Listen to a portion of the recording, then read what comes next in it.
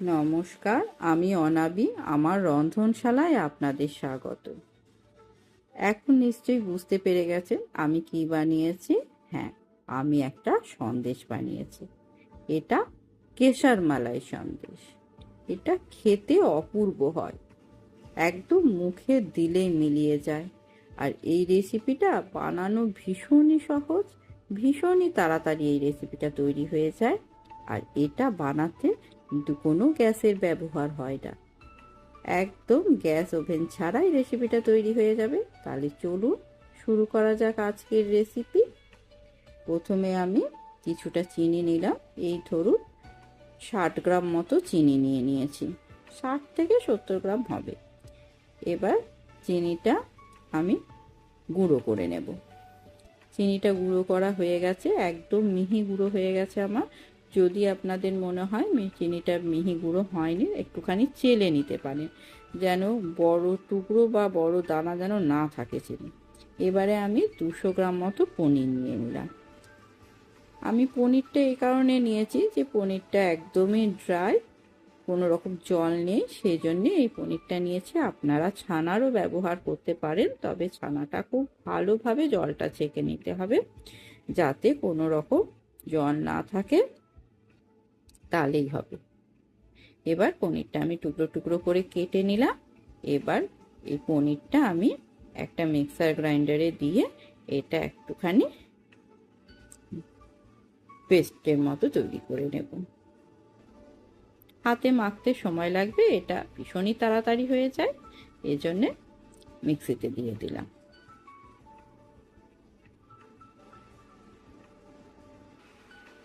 এবার আমি একটা পাত্র নিয়ে নিলাম, এর মধ্যে আমি যে চিনি গুঁড়োটা করে রেখেছি সেটা এর মধ্যে ঢেলে দিচ্ছি।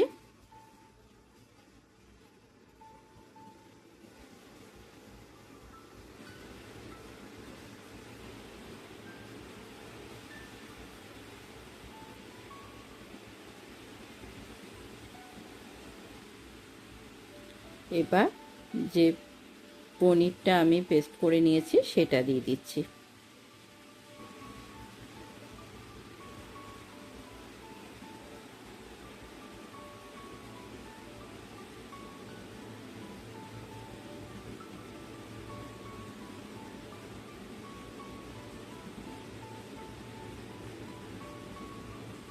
এবার আমি এর মধ্যে ওই কাপটা মেপে 2 কাপ মতো গুঁড়ো দুধ নিয়ে নেব। এই দুধটা দিলে বেশ মালাই মালাই লাগে খেতে। আর একটুখানি এলাচ গুঁড়ো দিয়ে দিলাম। আপনারা চিনির সঙ্গেও 2-3টে দানা এলাচ দিয়ে গুঁড়ো করে দিতে পারেন। আমার চিনির সঙ্গে গুঁড়ো করা হয়নি, তাই আমি এখানে দিয়ে দিলাম একটুখানি। এবার এটা ভালোভাবে মেখে নিতে হবে।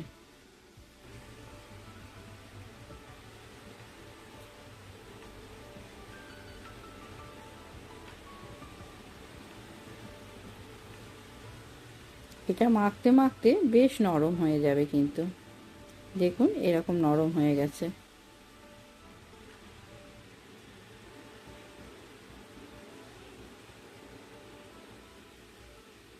এবার আমি এর মধ্যে একটুখানি কাজু খুব ছোট করে কুচি করে রেখেছি সেটা দিয়ে দিলাম, আর 1 চামচ পেস্তা কুচি দিয়ে দিলাম।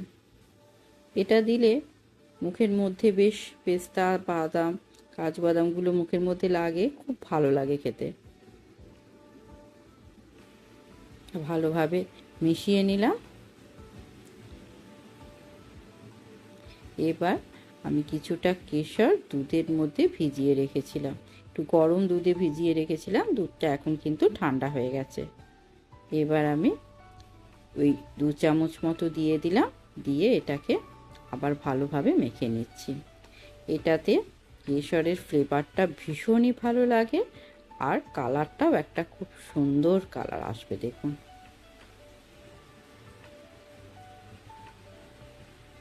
ব্যাস, এটা আমার রেডি করা হয়ে গেছে। এবার আমি একটা কেক টিন নিয়ে নিয়েছি। আমার কাছে চৌকো পাত্র সেরকম ছিল না, তাই আমি কেক টিন ব্যবহার করছি। আপনাদের কাছে চৌকো টাইপের কোনো যদি ট্রে থাকে তাহলে তার মধ্যেই দেবেন, সেট করবেন জিনিসটাকে। এবার এর মধ্যে আমি একটা পেপার নিয়ে নিয়েছি। পেপারটা একটু বড় রাখতে হবে যাতে ধরে তুলতে সুবিধা হয়, এই জন্যে। এবার আমি পেপারটার মধ্যে একটুখানি ঘি ব্রাশ করে নিচ্ছি।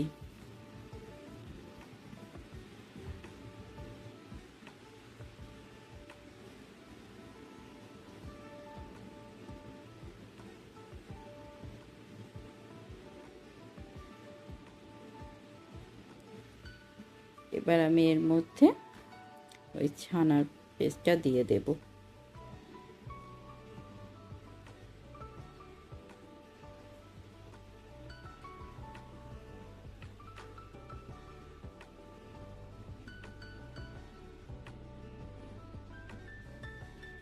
পুরোটা দিয়ে দিচ্ছি। এবার এটাকে খুব ভালোভাবে চারিদিকে ছড়িয়ে নেব। চারিদিকে এটাকে ছড়িয়ে নিয়েছি, স্প্রেড করে নিয়েছি। দেখুন, এবারে উপর থেকে একটা চামচে করে একটুখানি স্মুথ করে নিচ্ছি।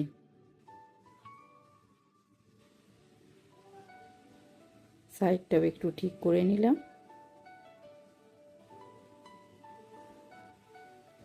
এবার আমি এর মধ্যে কিছুটা পেস্তা কুচি দিয়ে দিচ্ছি।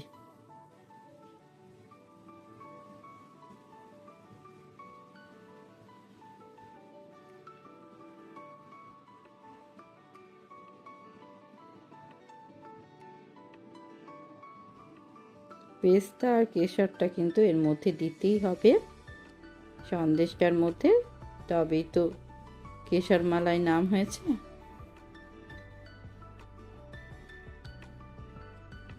দেখুন, এবারে এটা আমি সেট হওয়ার জন্য ফ্রিজে রেখে দেব। নর্মাল ফ্রিজেই রাখবো। এবার দেখুন, ওই পেপারটা ধরে তুলতে কত সুবিধা হলো। এবারে এটাকে একটা থালার মধ্যে আমি তুলে নিলাম। হ্যাঁ, মোটামুটি সেট হয়ে গেছে। এটা মোটামুটি ঘন্টা দুয়েক মতো রাখবেন ফ্রিজে, তাহলেই খুব সুন্দর সেট হয়ে যাবে।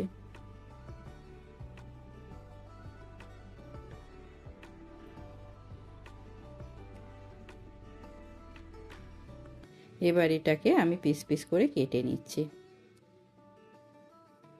আর একটা জিনিস আপনাদের দেখানো হয়নি, আমি পেস্তা কুচি ছাড়াও ওপরে একটুখানি কেশরও ছড়িয়ে দিয়েছি, যাতে দেখতে খুব সুন্দর লাগবে জন্যে, ওটা দেখানো হয়নি। দেখুন, একটা তুলে আপনাদের দেখাচ্ছি কত সুন্দর জিনিসটা তৈরি হয়েছে।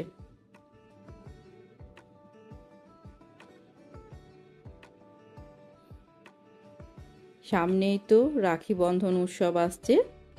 এই সন্দেশটা আপনারা অবশ্যই বানিয়ে আপনাদের বন্ধু ভাই বোনদের সবাইকে খাওয়াবেন, আত্মীয় স্বজনদেরকে।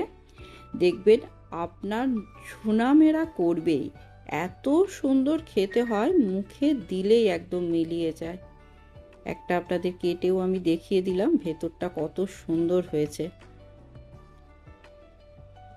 এটা খেলে দোকানের কেশর মালাই সন্দেশ আর খেতে ইচ্ছা করবে না, এতটাই সুন্দর লাগে খেতে। কেমন লাগলো আজকের রেসিপি জানাবেন, আর অবশ্যই আপনি বন্ধু বান্ধব সবাইকে, বাড়ির লোকদেরকে তৈরি করে খাওয়াবেন। ধন্যবাদ।